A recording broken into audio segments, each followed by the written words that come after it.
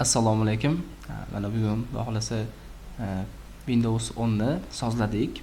Mo kompyuterdagi papkalarni sozladik. Va bir qancha sozlamalarni ko'rib chiqdik. Bugun ishchi stolimiz, ya'ni рабочий stol bilan ham tanishib o'tamiz. Qanaqa imkoniyatlari bor va undan tashqari yana bir ikkita sozlamalar bor. Shularni bugun xudo xolasa ko'rib chiqamiz. Xo'p. Operatsion sistemalarda alohida bitta ishchi stoli bo'ladi mana shu рабочий stol. Yani aknolar bilan ishlaydigan ishchi stol mana.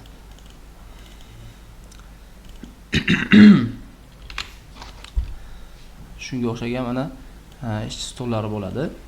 Bu ishchi stollarda aknolarda ishlaymiz. Bemalol aknodan aknoga o'tib ishlay olamiz. Xo'p, mana shu bizning ishchi stolimiz.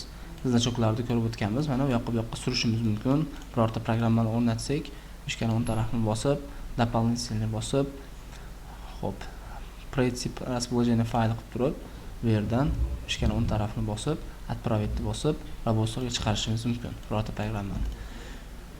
Hop. Va har bitta programmani bu ikonkasi bo'ladi, joylashuvi boshqa joyda bo'ladi. Programmalarni установочный faylini установка qilganingizdan keyin asosan mana C ga C program file Winrarga o'rnaydi. Hozir mana buni o'chirib turib enterga bossak, bizga mana program faylini ko'rsatdi. Bu yerga har bitta o'rnatgan programmalarimiz shu yerga tushadi. Lekin bu yerning ichidagi znachoklarini kirishimiz kerak bo'lgan programmaga kira oladigan znachoklarimizni robotsga chiqarib qo'yishimiz kerak. Mana exe fayl bo'ladi programmalarni, haligi unaqa ishga tushiradigan fayli exe fayl bo'ladi. Shu exe faylni robotsga chiqarib qo'ysak, keyin programmani o'ziga kiradi. Shu znachok orqali. Bu yerdagilar ham xuddi shu znachok. Bularni chiqarishni ko'rib chiqqanmiz o'tgan darslarimizda. Xo'p, рабочий stolda har xil papkalarni ochishimiz mumkin. Misol mishkani o'ng tarafini bossak, bizga mishkani o'ng tarafini bir marta bosganimizdan keyin, bosibda qo'yib olganimizdan keyin mana bizga har xil knopkalar chiqyapti. Xo'p, bu yerni hozir tanishib o'tamiz. Vid. Bu vid ko'rinish, ya'ni znachoklar joylashuvlari, papka, znachok, fayllarning joylashuvlari. Xo'p, крупный значок qilsak kattalashadi. Mana znachoklarimiz kattalashdi. Bu yerga faqatgina nima emas, papka yoki programmaning znachoki emas, birorta bir faylni tashlasak ham bo'laveradi. Misol uchun, xo'p, bu yerda JPEG fayl tashlab ko'ramiz ana. Kopировать qilamiz. Bu yoqqa mishkani o'ng tarafini bossak, mana bu yerda yana mishkani o'ng tarafidagi menyulardan выставить chiqadi. Mana. Znachoklarimiz kattalashadi agarda крупныйga o'tkazsak. Обычныйga o'tkazsak, standart holatda обычный oddiy bo'ladi. Ya'ni Windows'ni o'zini tanlab qo'ygan oddiy znachok razmeri. Kimgadir misol крупный yoqishi mumkin, kimgadir обычный yoqishi mumkin, kimgadir mелкий yoqishi mumkin mana. Mелкийsi ham bor, ya'ni znachoklar yana ham kichrayadi. Xo'p, mishkani o'ng tarafini bosamizda buni обычный qilamiz. Xo'p. Buni belgilaymiz. Mana kerakli narsani shunday belgilab olamiz mana. Bu yoqqa mishkani mana bir marta bosasiz, chap tarafi bilan bosib turib, qo'yavermasdan turib mana xolagan tepa pastga surishlar bo'ladi. Surib, kerakli narsani belgilaymiz. Xo'p, mishkani o'ng tarafini bosamiz. Context menu degan narsa bor mana. Har xil joyda chiqadi. Mo kompyuterda ham chiqadi, birorta bir faylni belgilasangiz ham chiqadi. Misol, Mo kompyuterning o'zida mana bunaqa context menulari bor. Hop, buning ichida ham har xil context menulari bor mana. Setda ham, panel upravleniyada ham, WinRarda ham mana. Xo'p, bizda hozir ko'p holatlarda standart bo'ladigan context menu degani ham ko'rib chiqamiz. Mana mishkani o'ng tarafini bosib turib, udaletni bosamiz. Xo'p, udaletni bossak, faylimiz o'chib ketadi, o'chib korзинаga tushadi. Mana korзинаga tushdi. Agarda biz mishkani o'ng tarafini bosib udaletni bosmasak, misol mishkani o'ng tarafini bosib udaletni bosmasak, korзинаga tushmaydi. Agar boshqa chora yo'li bor, misol hozir men uni восстановить qilishim mumkin. Korзинаga tushgan narsalarni восстановить qilishim mumkin yoki mana bunimda ushlab turib bu yoqqa joyiga qaytaraman, восстановить bo'ladi. Bu yerda korзина bu o'chib ketgan narsalar shu qutiga tushadi. Ya'ni korзина axlat qutisi degan ma'noda o'chib ketgan narsalar shu yerda turadi. Mana shu papkaning ichida turadi. Agarda birorta bir narsangiz mishkani o'ng tarafini bosib udalet qilsangiz, yo'q bo'lib qolsa, qaytadan topishni bilasizlar. Mana korзинаga kirasiz, korzinani ichidagi narsani, misol uchun mishkani o'ng tarafini bosib turib vasстановить qilishingiz ham mumkin. Agar vasстановitni bossangiz, qayerdan o'chirgan bo'lsangiz, shu yerga tiklanadi. Misol D ni ichidan, qaysidir papkani ichida biror narsani mishkani o'ng tarafini bosib turib, udalatib bosib qo'ydingiz. Xo'p, keyin korzina ichiga tushib qoldi. Shu narsani mishkani o'ng tarafini bosib, vasстановitni bossangiz, sirazi o'zini joyiga qaytadi. Yoki bo'lmasam, shu narsani o'zini belgilab turib, mishkani shunday mishka bilan bitta chat tarafini bitta bosasiz, qo'yib olmagan holatda kerakli joyingizga, o'zingizga xohlagan joyingizga olasiz, D ga tashlashingiz mumkin. Misol uchun vasстановit bo'ldi deb turib, xohlasangiz C ga misol bunday olib kelib turib, sekin mana tashab qo'yishingiz mumkin. Yoki rабочий stolga tiklanaveradi, korzinaga tushgan narsa. Lekin udalitga aloqador narsasi bor. Misol mishka bilan belgilangandan keyin shift delete deb bossak, mana bu holatda udalit qilsak, bu tiklanmaydi endi. Bu yerda hech narsa tiklanmaydi. Mana korzinaga ham tushmaydi. Hech qayerdan topa olmaysiz. U tag paki bilan o'chib ketadi. Endi uni tiklashning yo'li boshqa bir восстановление qiladigan nimalar bor, programmalar bor. Shu programmalar orqali ma'lumotlarni tiklasa bo'ladi. Xo'p, bizda hozir rабочий stoldagi keyingi nimani vidga o'tamiz. Xo'p, ya'ni bu yerda ko'rdinglar, vid ko'rinish bo'limidagi крупный, обычный, мелкий значкиlarni ko'rdinglar, kattalash, kichiklashtirish. Xo'p, определять значки автоматически agarda shunga mana bu pastdagi ikkita bitishga bor. Yo tepasini tanlaysiz, yo pastdagini tanlaysiz. Agar tepasini tanlaganingizda, mana tepasini tanlab qo'ysangiz, значокlarni o'zingiz xohlagan joyga qo'ya olmaysiz. Windows o'zi avtomatik birinma-ketin joylab beradi. Ketma-ketlikda mana boshqa joyga qo'ysam qo'yilmayapti. Endi mishkani o'ng tarafini bosamiz. Rабочий stolni любой joyga bossangiz bo'ladi. Mana hop, ana kirib turib, shu bitishkani olib olsangiz, mana xohlagan joyingizga qo'ysangiz bo'ladi. Tushundinglar-a? Mishkani o'ng tarafini bosib, shuni bosasizlar. Xo'p, endi выравнять значки по сетке deyapti. Agarda buni o'chirib qo'ysak, bu bitishkani o'chirib qo'ysak, e'tibor bersanglar mana. Agarda men teparoqqa qo'ysam ham mana, mana значокni sal teparoqqa qo'ysam ham, значокni ro'parasiga tushyapti mana. 4 burchak ramkaning ichida значокni ro'parasiga tushyapti. Agarda men vidga kirib turib, shuni o'chirib qo'ysam, buni teparoqqa qo'ysam ham turaveradi mana. Tushundinglar-a? Setka qanaqadir ko'rinmas setka asosida joylamaydi-da Windows. O'zi xohlagan joyga mana ikkita значок ustma-ustma tushaveradi. Agarda biz mana выравнять значки по setkani o'chirib qo'ysak, agar buni yoqib qo'ysak, mana o'zini joyiga qaytdi, tekis bo'ldi mana. Qo'yamiz, ana ustiga qo'ysak qo'yilmaydi. Tushunarli-ga? O'zingizlarga qulayni nima qila olasizlar. Xo'p, отображать значки рабочего стола deyapti. Mana shu narsa juda ko'pchilikda muammo bo'ladi. Ya'ni рабочий stolda turgan ko'p narsalarni yo'qotib qo'yadi. Значоklarini.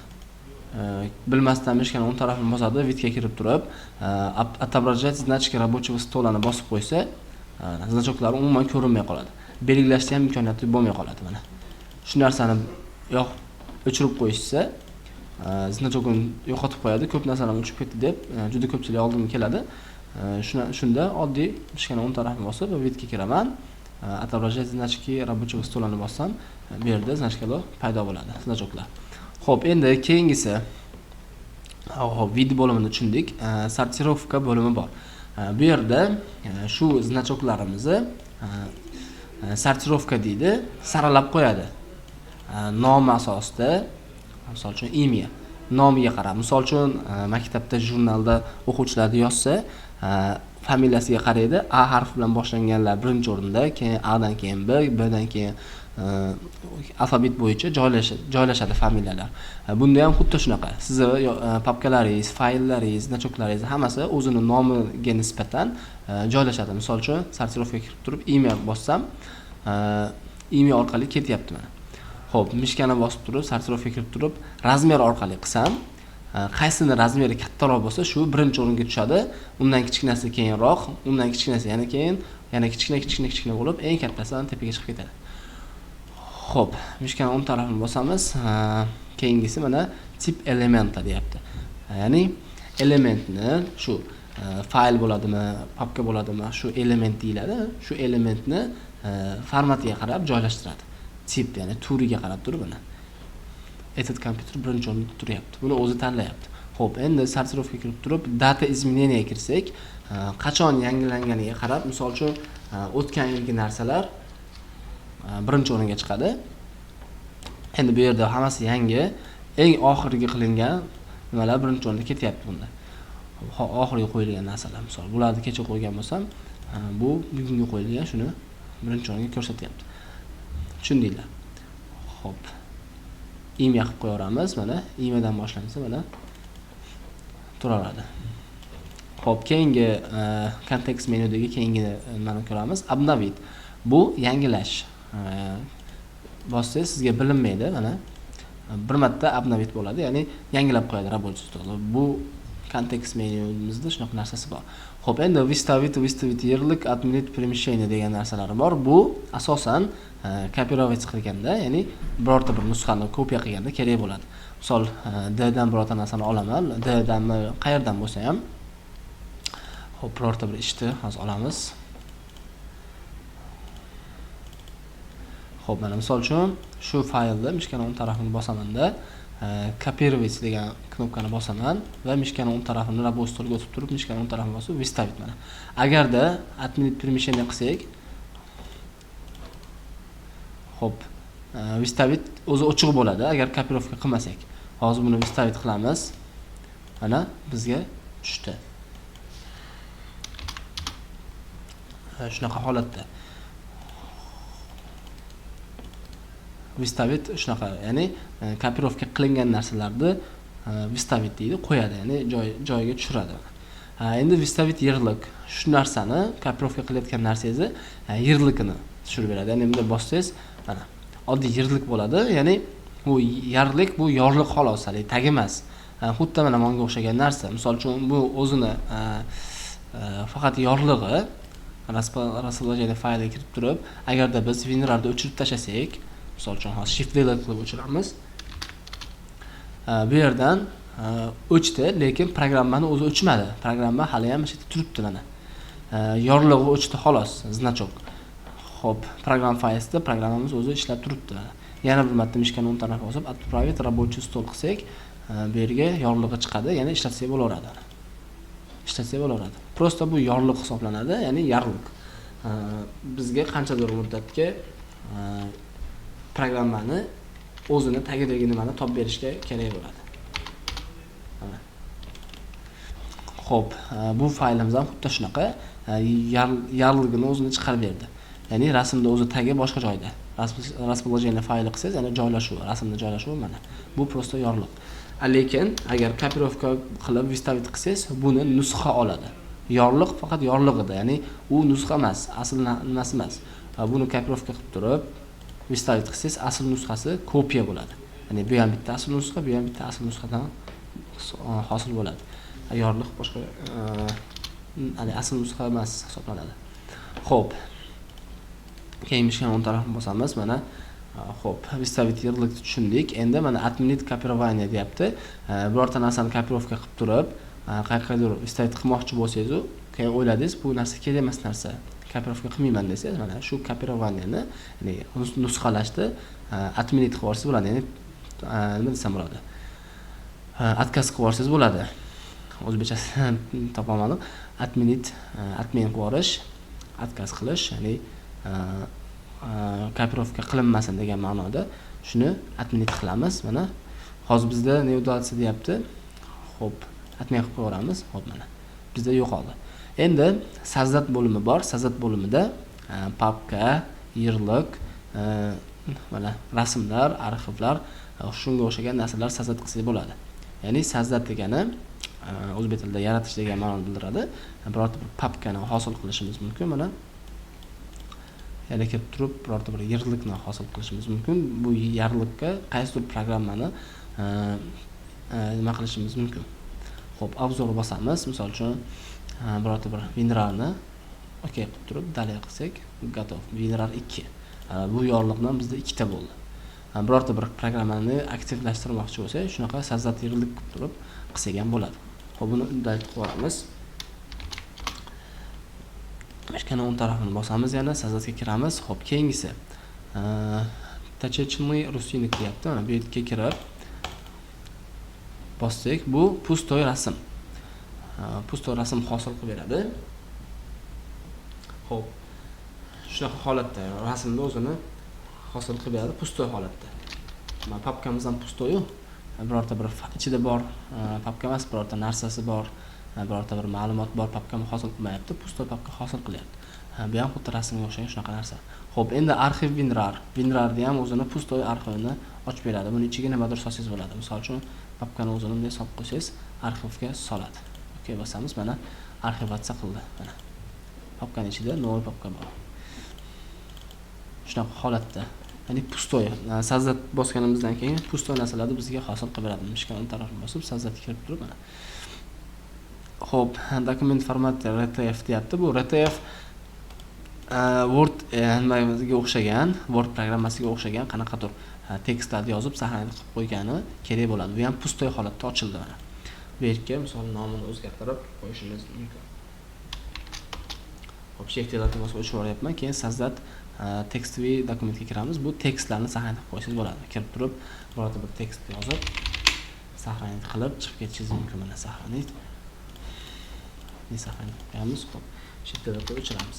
Xo'p, sazzat bo'limini ko'rib chiqdik. Xo'p, arxiv zip, rar bilan zip degan nima bor? Arxivatsiya formati bor. Arxiv WinRARga o'xshagan bir xil. Arxiv zip holatda bizga arxivatsiya qilib beradi mana. Ya'ni arxivlab beradi. Xo'p, рабочий stolimizda yana nimalarni o'rgansak bo'ladi? Xo'p, panel zadachimizda mana shu panel zadach puskni anaqasi paneli, pusk panel. Biz mana shu narsani mishkani o'ng tarafini bosib, любой joyga mana puskni paneliga mana panel zadachiga mishkani o'ng tarafini bossak, kontekst menu chiqadi. Xo'p, bizdan o'tgan safar mana kerak emas narsalarni olib tashlashni o'rgandik mana. Keyin bitta narsa bor, mana bu yerda показать knopku sensorni klaviaturani bosib qo'ysak, mana mana shuni yoqib qo'ysak, bizga mana shunga o'xshagan knopka chiqarib beradi. Buni ustiga bitta bosamiz, bizga misol klaviaturamiz yo'q bo'lgan holatda yoki qaysidir qismi ishlamayotgan holatda biz faqatgina mishkani o'zi bilan ishlasak ham bo'ladi. Misol uchun mana bu yerga yozishimiz mumkin.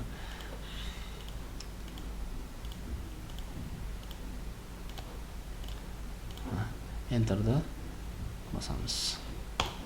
Xo'p, mana kirdi. Kerakli ma'lumotni yozishimiz mumkin. Shuna qilib ishlasak bo'ladi. Bu ham juda kerakli narsa. Xo'p, endi mishkani yana o'ng tarafini bosamiz, panel zadachimizga bosib turib, mana birinchi bizga kerakli joyi. Xo'p, показать рабочий stollar o'zi asosan kerak emas u. Xo'p, mana parametri panel zadachga kiramiz mana. Bu yerda shu panel zadachda nastroykalari chiqadi. Xo'p, bu yerda hozir tanishib o'tamiz, pastga olib turamizda, yana bitta narsani ko'rsatib qo'yaman. Mishkani o'ng tarafini bosamizda закрепить panel zadach degani, закрепить degani shunday tursin deb, masalan, shu holatda qotsin degan ma'noda. Xo'p, buni olib tashlasangiz bitishkasini. Bu mish panel zadachimizni yonboshga, tepaga, bu yonboshga surishimiz mumkin bo'ladi. Bu o'zingiz kayfiyatingizga bog'liq. Xohlagan tarafingizga surishingiz mumkin mana. Xohlasangiz tepaga, xohlasangiz yonboshga bemalol sursangiz bo'ladi. Faqat qachonki panel закрепить panel zadachdagi bitishkani olib tashlashingiz kerak. Agar закрепить qilib qo'ysangiz, panel zadachni mana sura olmaysiz. Mana o'zingizlar ham ko'ringlar, mana panel zadach surilmaydi. Umuman. Xo'p, закрепitni olganingizdan keyin, bitishkasini olganingizdan keyin bu panel zadachni kattalashtirib, kichiklashtirish ham bo'ladi mana. E'tibor bersangiz mana. Shunaqa holatda ishlasangiz ham bo'ladi. Endi o'zingiz ko'ringizga qarab kerakli narsalarni mana bu yerga tushirib qo'ysangiz ham bo'ladi. Set misol uchun. Hozir WinRAR kerakli narsalarni mana. Xo'p, keyin yana mishkani mana chizig'iga olib kelsangiz, strelka paydo bo'ladi. Shu strelkani ustiga bitta bosib qo'yavermasdan pastga shunday tushirsangiz tushaveradi. Panelda shunaqa narsa, misol tepaga joylaganingizdan keyin ham surib qo'ysangiz bo'ladi. Bu yoqqa joylaganingizdan keyin ham surib qo'ysangiz bo'ladi. Mana. shunaqa holatda ishlaydi panel zadachamiz.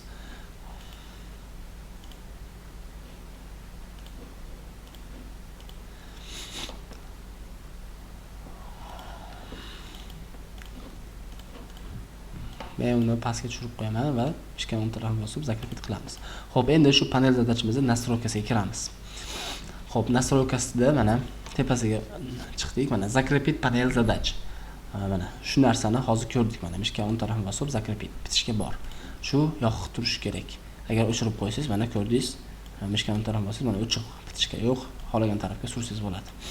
Xo'p, buni yoqib qo'yishimiz kerak. Avtomatik skrovet panel zaдаchi в режиме рабочего стола deyapti. Ya'ni buni agar yoqib qo'ysangiz, panel zadachingiz skript bo'lib qoladi. Ya'ni mishka рабочий stolda ishlayotgan paytingizda u pastga tushib turadi. Mishkani olib kelsangiz, ya'ni chiqadi. Mana mishkani bu yoqqa o'tkazganingizdan keyin u pastga avtomatik kirib qoladi. Mana shunaqa. Bu narsani zakrepitni olib tashlab turib, yonboshga qilsangiz ham bo'ladi. Mana. Shunaqa, tepaga ham, bu yonboshga ham xolagancha ishlatsangiz, misol uchun, nima qilsangiz chiqadi. Xo'p, zakrepitni qo'yib qo'yamiz, nastroykaga qaytamiz. To'g'risi bu noqulaylik tug'diradi. Mishka bilan ishlayotganingizda chiqib qoladi, asabingizga bundan ko'ra o'chirib qo'yganingiz yaxshi. Xo'p, использовать маленький кнопки panel zadaч deyapti. Agar biz shuni bossak, panel zadachimizda turgan ikonkalar kichkina bo'ladi. Ana hozir mana.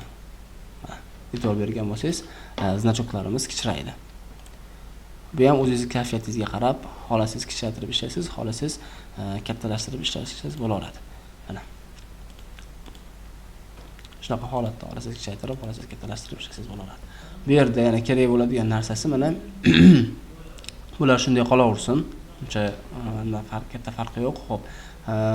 Положение panel задач на экране deyapti. Ya'ni panel zadachimizda joylashuvini ko'rsatyapti. Внизу turibdi, past turibdi. Agarda sleva qilsak, bu tarafga o'tadi. Agarda вверху qilsak, tepaga o'tadi. Xo'p, справа qilsak, mana bu tarafga o'tadi. Внизу qilsak, pastga o'tadi. Xo'p, bizda eng muhim joylar shu panel zadachimizning kerakli joylari. Xo'p, ana agarda bitishga bor holatda ham mana mishkani o'zi bilan qila olmaymiz, lekin shu yerda misol uchun bu zakrepit bo'lgan holatda ham tepa pastga sursak bo'ladi mana shu knopka orqali. Xo'p, yana обновить degan knopkamizni garajchi klavishasi, tezkor klavishasi klaviatura orqali F5 ni bossangiz обновить bo'ladi mana. Yangilaydi. Rабочий stolingiz bir qator yangilaveradi. Xo'p, yana panel zadachimizda mana bunaqa narsalar bor. Bu yerda USB ulaganingiz, Windowsni anaqasi antivirusi bor. Xo'p, OneDrive bu Windowsni anaqa Yandex Disk, Google Disk shunga o'xshagan narsasi bor. Internetdagi pamit. Xo'p, keyin bu yerda Wi-Fi. Wi-Fi ni ko'rsatadi. Wi-Fi ga ulangan bo'lsa, buni bu yerdan o'chirib yoqadi Wi-Fi ni. Mana yoqasiz. Rejim samolyoti qilsangiz polyot bo'lib qoladi, ya'ni ishlamaydi umuman. Bu yerda Wi-Fi ni yoqib, kerakli setni nima qilib ulashingiz mumkin bo'ladi. Keyingisi zvuk, mana. Zvukni mana kattalashtirib, ovozini balandlatib pasaytirishingiz mumkin. Keyingisi klaviatura, keyingisi til, mana tilni ko'rib chiqqanmiz nastroykamizda. Keyingisi mana bu yerda soatlarimiz, kalendarlarimiz turadi. Xo'p, bu yerda уведомлениеda bizga Windows tomonlama berayotgan xabarlarimiz shu yerda turadi. Misol birorta bir muammo chiqsa, virus chiqsa yoki flashka ulaganingizda boshqada shu yerga ko'rsatib turadi. Уведомление deydi. Xo'p, keyin yana bitta narsasi bor. Misol har xil oknoda turgan bo'lsangiz, misol uchun hamma oknoni pastga tushirishingiz mumkin. Mana X bosib chiqib ketishingiz mumkin yoki mana o'rtani bosib kattalashtirishingiz mumkin, kichiklashtirishingiz mumkin yoki pastni bossangiz sвернут bo'ladi, pastga tushadi. Buni ko'pchilik biladi. Pastga tushgandan keyin o'chib ketmaydi. Bu programma X ni bosib chiqib ketganda chiqib ketmaydi, prosta pastda turadi mana. Saqlanib turadi. Bosganingizda ustiga yana bitta bossangiz yana chiqadi. Endi shu narsani har bittasini bitta-bitta bosib o'tiradiganlar ham bor. Men sizlarga hozir bitta narsani o'rgataman. Xo'p, hammasini bitta optim. Mana maytga mishkani olib kelib turib, mana maytda bitta belgi bor mana. Shu uzumlarni bu yoq to'rtburchak. Shuni bitta ustiga bossangiz, mana hammasi svirnut bo'ladi, pastga tushadi. Mana. Bossangiz, mana svirnutlar hammasi chiqdi tepaga. Endi shuni garachik klavshasi bor. Pusk D-ni bossangiz, hammasi svirnut bo'ladi. Yana bitta pusk D-ni bossangiz, joyiga qaytadi. Xo'p, endi oknolar bilan ishlashda rабочий stolda yana bitta narsasi bor. Mana bandidan ushlab bu yoqqa surishni ko'rib chiqqan edik. Endi shu holatda mishkani shunday ushlaymiz, bandidan ushlab mana yonboshga mishkani olib kelsak, mana mishka kelgan joygacha mana keldi. Mana e'tibor bersangiz, to'rtburchak narsa chiqdi. Shuni bitta mishkani qo'yib yuboramiz. Bandidan ushladik, bitta mishkani chap taraf bilan ushladikda qo'yib yubormadik. Shunday ushlab sursak, mana bu yoqqa yopishadi. Ikkinchi oknoyimiz ham shunday mana bandadan ushlaymiz, bu yoqqa yopishtiramiz. Yoki bo'lmasam oknoyimizni ushlab tepaga yopishtiramiz. Yo bu tarafga, yo bu tarafga. Xo'p, yoki bu tarafga. Yoki oknoyimizni o'zida mana strelka bilan kattalashtirishimiz mumkin. Mana.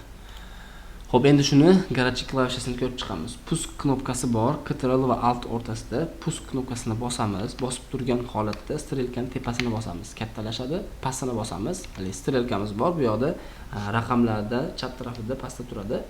Strelkaning tepasini bossak kattalashadi, pastni bossak kichikashadi. Chapni bossak chapga yopishadi. O'ngni bossak o'ngga yopishadi. Mana.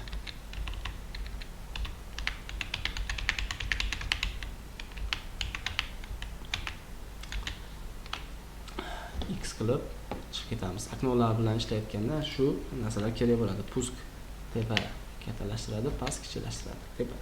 Xo'p, endi X ni bossak, Alt F4 ni bossak ham bo'ladi X bosish uchun. Alt F4 ni bossak, X bosib chiqib ketadi.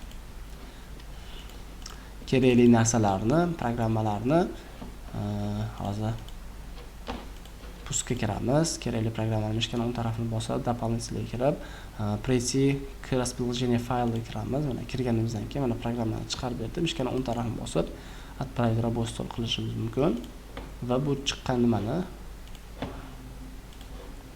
mishkani chap tarafidan pastga tushib qo'yishimiz ham mumkin.